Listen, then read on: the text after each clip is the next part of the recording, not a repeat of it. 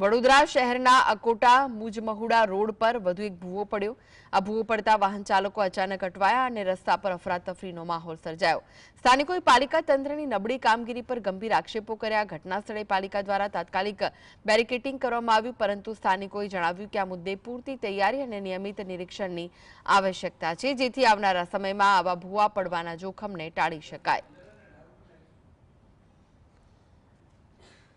પડે છે તોય તંત્રની આંખો ખુલતી નથી। આજે આપણે જોઈએ કે વડોદરાની અંદર કે મેક્સિમમ જો ભૂવા પડ્યા હોય કોઈ વિસ્તારમાં તો વોર્ડ નંબર 12માં જે છે આ ભૂવા પડ્યા છે। આજે મહાકાય ભૂવા પડ્યા છે। આજે અહીંયા આ તો ભગવાનનું એટલી રહેમ છે કે કોઈની જાનહાનિ નહીં થઈ, બાકી 10:30 વાગે આ ભૂવો પડ્યો। અહીંયાથી પબ્લિકની અવર જવર હોય છે અને એ દરમિયાનમાં કોઈનું મૃત્યુ પામ્યા હોત તો આના જવાબદારી કોણ લે?